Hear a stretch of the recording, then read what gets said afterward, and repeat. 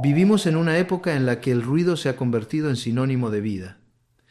Nos educaron para creer que estar rodeados, visibles y ocupados equivale a estar vivos.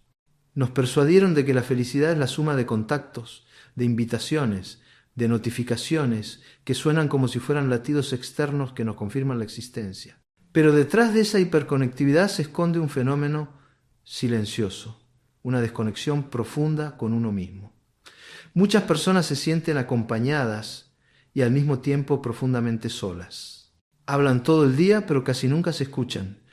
Publican constantemente, pero no se detienen a preguntarse qué están intentando decir realmente. Han reemplazado la intimidad por la exposición, el encuentro auténtico por el intercambio rápido, la reflexión por la distracción, y cuando el ruido cesa, aunque sea por unos minutos, aparece una sensación de vértigo. El silencio se vuelve insoportable porque muestra lo que se había ocultado bajo capas de interacción superficial, la dificultad de habitarse, la falta de familiaridad con el propio mundo interior. La soledad en ese contexto se interpreta como fracaso. Quien está solo parece carecer de valor social, como si el hecho de no ser visto equivaliera a no existir. Sin embargo, hay una diferencia radical entre la soledad impuesta por el abandono y la soledad elegida como forma de conciencia. La primera hiere, la segunda sana. Una nace del miedo, la otra de la lucidez. La soledad consciente no es una renuncia a la vida social, sino una afirmación de la individualidad. Es el acto de mirarse sin mediadores, sin las distorsiones del aplauso o de la crítica. Cuando una persona se atreve a permanecer en silencio, sin buscar inmediatamente una distracción, comienza a escuchar el murmullo de su propia mente, los fragmentos de pensamientos que habían sido tapados por la urgencia de agradar o de pertenecer. Ese momento, aunque incómodo, es profundamente liberador porque inaugura una relación nueva con uno mismo, menos dependiente, más real. He visto a muchas personas entrar en pánico ante el silencio. Temen encontrarse con pensamientos que no saben manejar, con emociones que prefieren negar, pero lo cierto es que nadie puede construir una vida auténtica si no aprende a quedarse quieto dentro de sí mismo. No hay crecimiento posible en la evasión constante. Aprender a estar solo no es un gesto de aislamiento, sino un acto de responsabilidad emocional. Es decidirse a sostener la propia compañía, sin buscar en otro la confirmación de la propia valía. Es mirar las propias sombras sin adornarlas ni justificarlas. Quien logra hacerlo empieza a comprender que la felicidad no depende de la multitud, sino de la coherencia interior. La soledad consciente, entonces, es una forma de madurez. Es la capacidad de sostener el silencio sin miedo, de habitar la propia mente sin escapar. Y cuando uno alcanza ese punto, cuando el bullicio ya no resulta necesario para sentirse vivo, algo cambia de manera irreversible. Las relaciones dejan de ser refugios y se transforman en elecciones libres. Ya no se busca compañía para no estar solo, sino para compartir desde la plenitud. En ese instante, la vida recupera su profundidad. El yo deja de ser un personaje que actúa para agradar y se convierte en un ser que se permite existir sin pedir permiso. Ese es el primer paso hacia una vida auténtica. Aprender a permanecer en uno mismo sin ansiedad, sin urgencia, sin miedo. Porque quien se sostiene en su propia presencia ya no necesita mendigar la de los demás. Cuando se vive en función de ser aceptado, uno deja de ser, no de golpe, no con violencia, sino lentamente, de manera casi imperceptible. Se empiezan a hacer pequeñas concesiones. Se calla una opinión para no incomodar. Se asiente sin convicción para no parecer difícil. Se sonríe sin ganas para evitar el rechazo. Y esas pequeñas renuncias, repetidas día tras día, terminan erosionando lo esencial. Llega un punto en que ya no se distingue dónde termina la cortesía y dónde comienza la traición a uno mismo. Se ha actuado tanto que ya no queda claro cuál era la versión original. Es un desgaste silencioso pero profundo, un tipo de agotamiento que no se alivia con descanso, porque no es físico, es existencial.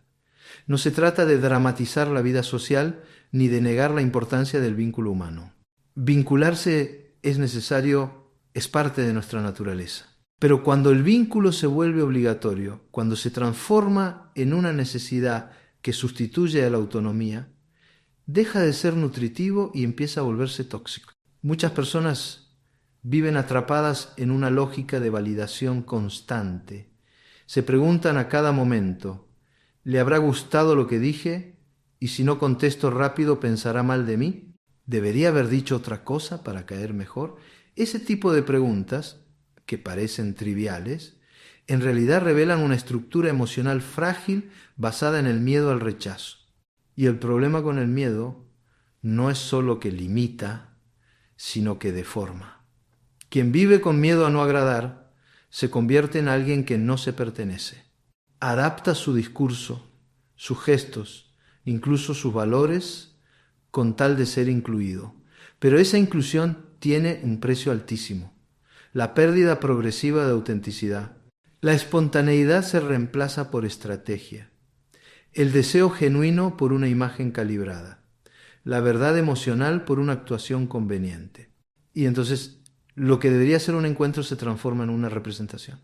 Se está con otros, pero no se está con uno. Se participa, pero no se habita. Se habla, pero no se dice. El acto más radical de autocuidado es dejar de actuar, permitir que emerja la propia voz aunque no guste, que aparezca la opinión honesta aunque cause incomodidad, que se sostenga el gesto sincero aunque no sea aprobado. Porque el objetivo no es encajar, sino ser coherente. Y esa coherencia, aunque cueste relaciones superficiales, fortalece el vínculo más importante que existe, el que uno tiene consigo mismo. ¿Quién serías si dejaras de pensar en cómo te ven? ¿Qué parte de ti está dormida porque nunca se le dio permiso de hablar con libertad? Estas preguntas no son fáciles, ni sus respuestas cómodas, pero si uno tiene el coraje de formularlas, ya está en camino. Porque toda transformación profunda comienza con una renuncia, la de seguir sosteniendo una versión que ya no te representa. La dificultad no está en estar solo, sino en cómo se interpreta ese estado. Para muchos, la soledad es sinónimo de abandono, de fracaso afectivo, de carencia, pero esa lectura no es objetiva, es heredada. Nos enseñaron a temer a la soledad como si fuera una señal de que algo anda mal con nosotros. Desde la infancia se premia al que tiene muchos amigos, se valora al que siempre está acompañado, se aplaude al que nunca se detiene. Pero ¿quién enseña a quedarse consigo mismo? ¿Quién muestra el valor de detenerse, de mirar hacia adentro sin escudos? Muy pocos.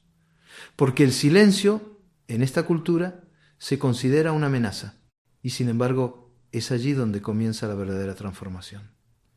El silencio no es una ausencia, es un umbral, un espacio que, si se habita con conciencia, permite ver lo que el ruido no deja escuchar. Es el momento en que la mente deja de correr y empieza a observar. Pero claro, para llegar a ese estado hay que atravesar primero la incomodidad, el vacío inicial, la inquietud de no tener una pantalla que distraiga, una conversación que distraiga, una actividad que distraiga. El impulso automático es huir, hacer algo, cualquier cosa, con tal de no sentir. Pero si uno se queda, si uno resiste esa primera urgencia de escapar, entonces empieza a aparecer otra cosa, una calma distinta, un tipo de lucidez que no nace de la razón sino de la presencia plena. Ese tipo de presencia no se enseña, se cultiva. Y se cultiva justamente en la soledad, no en cualquier soledad, sino en la elegida, en la que se busca como un acto de responsabilidad interior, en la que se decide dejar de huir y empezar a habitarse. En ese espacio íntimo se reconfigura la manera de estar en el mundo. Ya no se necesita hablar por obligación, ni estar disponible todo el tiempo, ni responder expectativas que no nacen de uno. Ya no hay que justificarse por querer estar solo. Se aprende a decir no con naturalidad, sin culpa. Se aprende a priorizar el silencio sin sentirse egoísta. Y esa libertad no se consigue a través de la rebeldía, sino de la coherencia. La libertad interior es en el fondo una forma de fidelidad, de serle fiel a lo que uno siente, aunque no siempre sea comprendido, de sostener lo que uno necesita, aunque eso implique alejarse momentáneamente del resto, porque no todo lo que el mundo ofrece alimenta. Hay vínculos que drenan, conversaciones que dispersan, ambientes que contaminan, y si uno no aprende a retirarse a tiempo, termina erosionado emocionalmente, vacío, ansioso, desconectado. La soledad consciente es ese retiro estratégico, ese lugar al que uno vuelve no para escapar, sino para reencontrarse.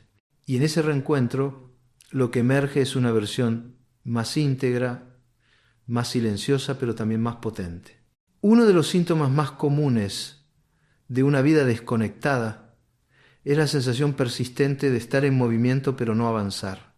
Se corre de un compromiso a otro, se responde a mensajes mientras se camina, se habla sin pausa, se escucha por cortesía, se ríe por hábito. Todo parece fluir hacia afuera, como si la urgencia de permanecer visible fuera una necesidad vital. Pero cuando llega el final del día, el cuerpo está cansado y la mente vacía.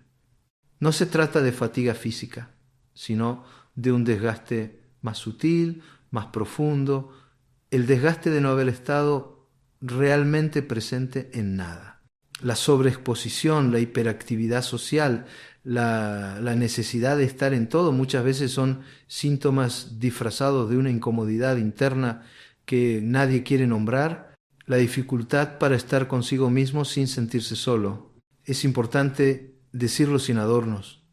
Muchas de las relaciones que sostenemos cotidianamente no son nutritivas, son pactos silenciosos de evasión mutua. Hablamos para no pensar, nos reunimos para no sentir, nos reímos para no incomodar, y al final cada uno vuelve a su casa con la misma sensación de vacío que tenía antes de salir. Porque el problema no es estar con otros, sino en qué condiciones lo hacemos. Cuánto de lo que compartimos nace de la autenticidad y cuánto de la necesidad de no estar en silencio. El silencio asusta porque revela. Y lo que revela a menudo no nos gusta. Pero justamente por eso es tan necesario. Porque en el silencio aparece lo que realmente sentimos. Aparece la tristeza postergada, la duda no dicha, el enojo que se evitó. Y también, si uno permanece, aparece la claridad. Esa comprensión que no viene de pensar más, sino de dejar de pensar por un momento. De permitir que las emociones se expresen sin censura. De aceptar lo que se siente sin necesidad de explicarlo. Esa claridad interior no se encuentra en el ruido ni en la compañía forzada. Solo aparece cuando uno crea las condiciones para que emerja. Y crear esas condiciones implica una decisión consciente. No llenar todos los espacios, no responder todos los mensajes, no estar disponible para todo. Implica asumir que el tiempo y la atención no son recursos infinitos, que hay conversaciones que agotan y personas que confunden, que estar presente no siempre es sinónimo de estar conectado. A veces la presencia más auténtica es la que uno se da a sí mismo cuando elige el silencio antes que la sobreestimulación.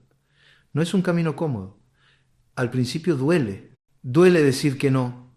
Duele quedarse solo. Duele no tener a quien culpar por el propio malestar. Pero detrás de ese dolor inicial hay algo mucho más valioso. Una vida que empieza a organizarse desde dentro y no desde lo que los demás esperan.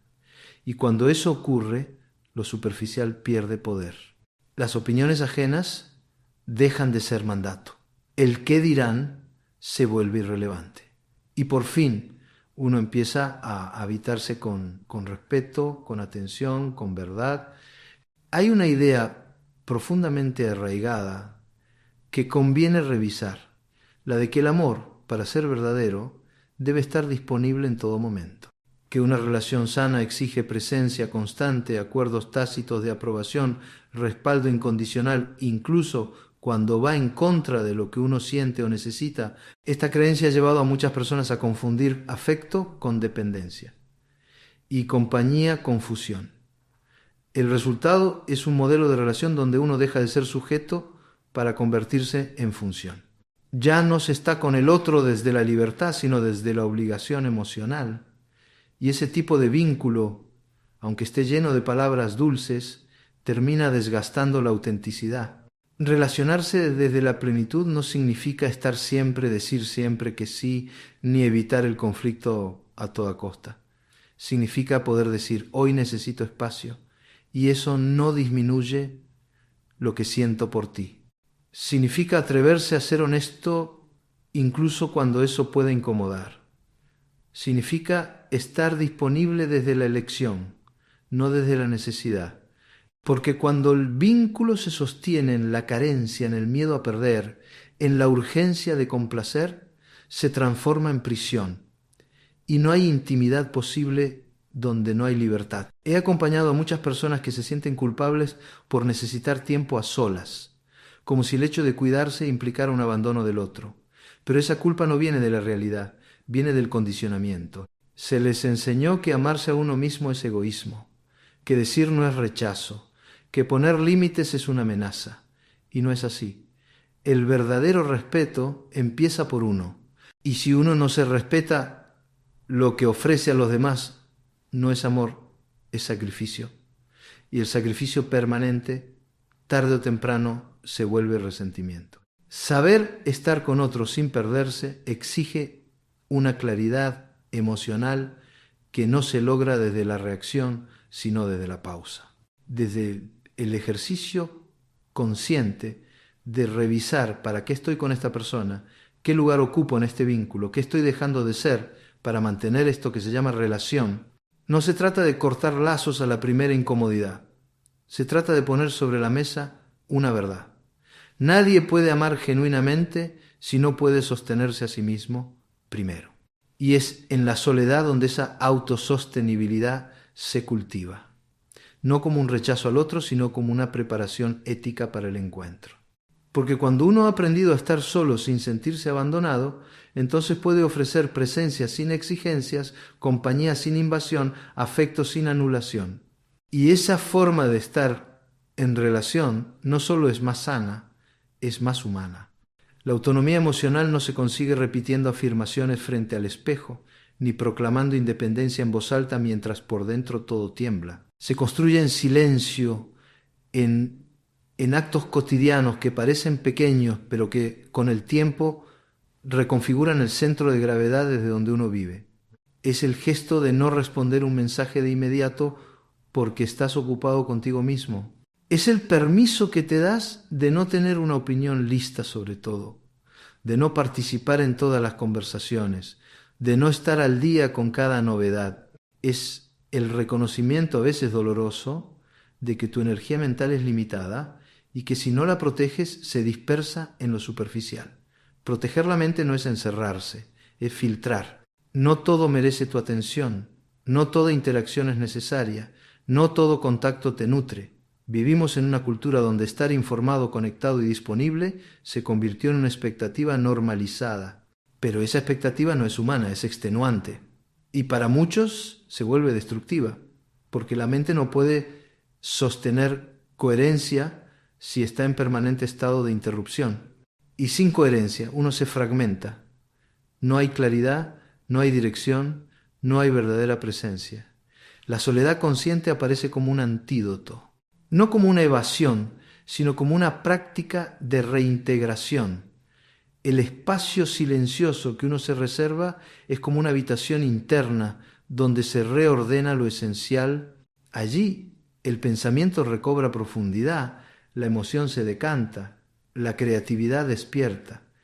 Pero para que ese proceso tenga lugar, hay que sostener un tipo de vacío que al principio resulta incómodo. Porque el silencio no ofrece gratificación inmediata, no entretiene, no distrae, no aplaude.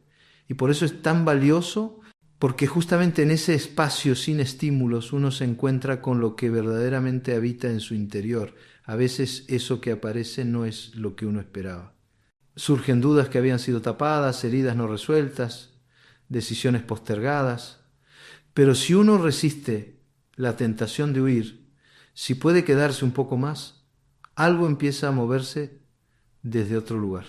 Aparece una forma distinta de saber, no la lógica rápida de la mente reactiva, sino una comprensión más honda, más pausada, que emerge desde la totalidad del ser.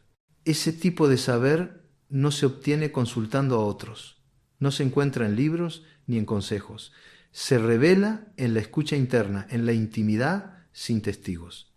Y una vez que se accede a esa claridad, ya no se puede vivir igual. Las decisiones cambian, las prioridades se reordenan, las relaciones se depuran, no porque uno se vuelva mejor que los demás, sino porque por fin se vuelve fiel a sí mismo. Gran parte de lo que somos no fue elegido.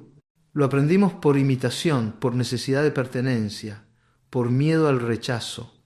Adoptamos creencias, formas de hablar, modos de reaccionar, que nunca cuestionamos del todo, porque simplemente así se hace, así se vive, así se es aceptado.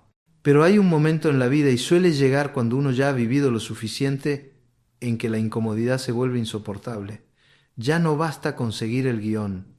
Algo dentro empieza a incomodar cada gesto repetido, cada frase dicha por costumbre, cada vínculo mantenido por inercia.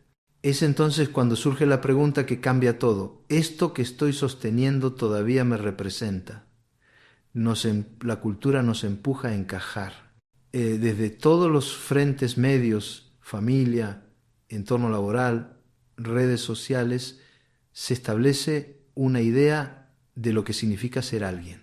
Tener éxito, ser productivo, estar en pareja, ser amable, responder rápido, mostrarse disponible, tener algo interesante que decir. No importa tanto si eso coincide con lo que uno realmente necesita mientras parezca válido a los ojos de los demás. Pero esa constante adaptación tiene un costo muy alto. Se paga con la pérdida de la voz interior.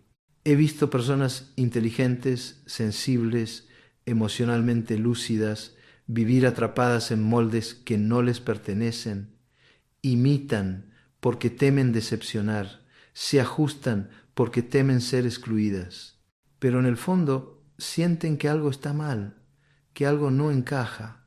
Esa sensación de desajuste no es debilidad, es conciencia, es el síntoma de una identidad que pide volver a sus raíces. Y para eso se necesita silencio. Silencio no solo en lo externo, sino también en lo simbólico. Silencio para dejar de absorber juicios ajenos, comparaciones inútiles, mandatos heredados. Silencio para distinguir qué es deseo propio y qué es presión colectiva. Porque hasta que uno no separa lo que necesita de lo que se espera, sigue viviendo en función del otro. Y vivir para ser aplaudido es la forma más silenciosa de desaparecer. La mente libre no necesita ser admirada para sentirse segura, no necesita demostrar nada, ni justificarse a cada paso. Es una mente que se nutre de coherencia, no de consenso. Y esa libertad no nace de una teoría, ni se alcanza repitiendo frases optimistas. Se cultiva con disciplina emocional en los espacios donde uno decide dejar de fingir. Y fingir no siempre es mentir. A veces es no decir lo que se piensa, a veces es callar por cortesía, a veces es no marcar un límite por miedo a perder un vínculo. Pero cada vez que uno se traiciona en nombre de la paz social, se aleja un poco más de sí mismo. Y la única forma de volver es detenerse, mirar, escuchar, preguntarse con honestidad si esta vida que se lleva todavía tiene algo de lo que uno alguna vez soñó ser. La creatividad, en su forma más pura, no nace del apuro ni de la presión por destacar. No surge en ambientes saturados de ruido, de urgencia, de estímulo constante. La creatividad real, esa que no imita, que no decora, que no busca complacer, necesita vacío, necesita espacio interno, lentitud, recogimiento. No es casual que las ideas más auténticas lleguen en momentos de silencio, cuando la mente se ha desconectado de la exigencia de responder y puede por fin explorar sin expectativas. El problema es que casi nadie se permite esos momentos, porque el silencio, en una cultura orientada al rendimiento, se percibe como improductivo, porque la lentitud se asocia con pereza, la introspección con debilidad, la pausa con fracaso. Pero lo que no se ve es que sin esos espacios aparentemente vacíos, el pensamiento se vuelve superficial, repetitivo, dependiente. Y en ese estado uno no crea, uno copia. Reproduce lo que ya existe, ajusta lo que otros aprueban, repite fórmulas que garantizan aceptación.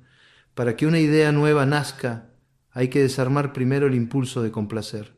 Hay que aceptar que no todo será comprendido de inmediato, que no todo generará simpatía, que no todo será aplaudido. Y ese tipo de fortaleza solo se construye si uno ha aprendido a sostener su visión sin necesidad de validación externa. No se trata de orgullo, se trata de integridad. La integridad creativa es la capacidad de dar forma a lo que uno siente, piensa o intuye sin traicionar su origen solo para hacerlo digerible. Eso exige una disciplina interna que no se puede cultivar en el ruido constante. El silencio, entonces, no es ausencia de acción, es protección del sentido. Es el terreno fértil donde lo genuino puede crecer sin ser contaminado por la mirada ajena. Y no se trata solo de escribir, pintar o inventar. Se trata también de cómo se elige hablar, trabajar, amar, decidir. Cada gesto humano tiene un potencial creativo cuando nace desde un lugar sincero. Pero para llegar a ese lugar hay que resistir la urgencia de compartir antes de tiempo. No todo lo que uno siente necesita ser publicado. No toda idea necesita ser comentada. Hay pensamientos que necesitan madurar en la intimidad, lejos del juicio inmediato. No por miedo, sino por respeto al proceso. Porque una idea prematura, al ser expuesta, puede deformarse. Y uno termina abandonando su impulso original para adaptarlo a lo que los demás esperan. Proteger el propio tiempo creativo no es egoísmo, es una forma de autocuidado mental. Es la decisión consciente de no permitir que la necesidad de ser entendido destruya la posibilidad de ser auténtico. Y esa decisión, aunque parezca menor, puede marcar la diferencia entre una vida vivida como una representación y una vida vivida como una expresión genuina. La verdadera libertad emocional no es la ausencia de afectos, ni la renuncia a los vínculos, ni una postura distante frente a la vida. Es en realidad un estado de madurez en el que uno deja de vivir condicionado por el miedo a la desaprobación o el deseo de ser aceptado. No significa que el dolor desaparezca, ni que las críticas dejen de doler, ni que la soledad no se sienta a veces con intensidad. Lo que cambia es la forma de sostener todo eso. La libertad emocional es el punto en el que uno ya no necesita justificarse constantemente, ni explicar cada decisión para ser comprendido, ni pedir permiso para sentir lo que siente. Es un tipo de independencia que se construye a través de muchas pequeñas elecciones diarias. Decidir no entrar en una discusión que no conduce a nada. Elegir retirarse de un lugar donde ya no hay respeto. Callar cuando el otro no escucha. No como acto de sumisión, sino de dignidad. Decir lo que uno piensa, incluso si eso significa quedarse solo. Esa soledad, cuando se ha aprendido a transitarla con integridad, ya no asusta, fortalece, porque uno sabe que se tiene a sí mismo y que ese sostén interior vale más que cualquier aplauso externo. He visto cómo cambia el rostro de una persona cuando deja de vivir esperando ser elegida, cuando deja de mendigar atención o amor. Es un cambio sutil pero profundo. La mirada se vuelve más serena, la postura más firme, las decisiones más claras. Ya no hay urgencia ni ansiedad por agradar, hay una presencia distinta, una tranquilidad que no depende de lo que pase afuera. Y eso no se logra de un día para otro. Es el resultado de un proceso paciente, a veces doloroso, pero profundamente necesario. Ser emocionalmente libre no es desconectarse del mundo. Es participar desde otro lugar. Es elegir cuándo, cómo y con quién estar, sin traicionarse en el proceso. Es poder estar con otros sin perderse y poder estar solo sin sentirse abandonado. Es encontrar, en medio del caos, un punto de quietud desde donde vivir sin actuar para otros. No para provocar, no para escapar, sino para a habitar la vida desde la propia voz. Y cuando uno alcanza ese lugar, ya no se deja arrastrar por la necesidad de responder a todo, de demostrar algo, de quedar bien. Aprende a quedarse en silencio sin culpa. Aprende a sostener su incomodidad sin transferirla. Aprende a ser compañía para sí mismo. Y desde ahí, cualquier vínculo que nazca será más limpio, más honesto, más libre. Porque no se pide que el otro complete lo que uno no ha podido construir en soledad. No se trata de convertirse en alguien invulnerable, ni de lograr un estado ideal donde todo esté claro y todo sea fácil. Ese es otro mito más que conviene desmontar. La vida, incluso cuando se vive con autenticidad, sigue siendo compleja, a veces contradictoria, muchas veces incierta, pero hay una diferencia fundamental entre atravesarla desde la dependencia emocional y habitarla desde un centro propio. Esa diferencia no se nota en los momentos de calma, sino en los momentos de ruptura. En cómo uno responde cuando las cosas no salen como esperaba, en cómo se sostiene cuando el otro se aleja, cuando el reconocimiento no llega, cuando el vacío aparece de nuevo. La soledad consciente no elimina el dolor, pero lo hace habitable. No borra las dudas, pero les da contexto. No promete felicidad instantánea, pero permite que la paz aparezca sin necesidad de espectáculo. Es, en el fondo, una forma de silencio interior que no necesita defenderse ni justificarse. Una forma de estar en el mundo sin disfraz, sin prisa, sin miedo a ser visto tal como uno es. Esa forma de estar se cultiva, se cuida, se elige. No depende de grandes cambios ni de revelaciones extraordinarias. Nace en el modo en que uno respira, en cómo se detiene a escuchar, en la manera en que elige cuidar su atención, en decir no cuando hace falta, en pedir espacio sin culpa, en retirarse a tiempo cuando la energía se fragmenta. Es un arte cotidiano que no requiere perfección, pero sí presencia, porque al final no se trata de ser seguido, ni admirado, ni amado por todos. Se trata de poder mirar la propia vida con respeto, de saber que uno eligió no traicionarse, que se dio el permiso de ser verdadero incluso cuando eso implicó quedarse solo, que no se llenó de ruido por miedo al silencio, que no vivió corriendo para evitar sentir, que no usó al otro como escudo para no verse. La persona que aprende a estar sola con serenidad no se convierte en un ser aislado, sino en alguien profundamente disponible. Disponible para el amor, para el vínculo, para la creación, para la escucha, porque ha limpiado el canal por el que pasan las emociones, los pensamientos, las intuiciones. Porque no necesita que otro le dé sentido, sino que puede compartir desde un lugar ya lleno de sentido. Y quizás eso sea lo más valioso de todo este recorrido. No la perfección, no la certeza, no el control, sino esa forma de estar con uno mismo que no exige más que lo que ya hay. Estar con lo que es. Respirar en medio del ruido, escuchar sin interrumpir, habitarse sin miedo, volver una y otra vez, volver. No a lo que otros esperan, sino a ese lugar interno que cuando se sostiene lo cambia todo.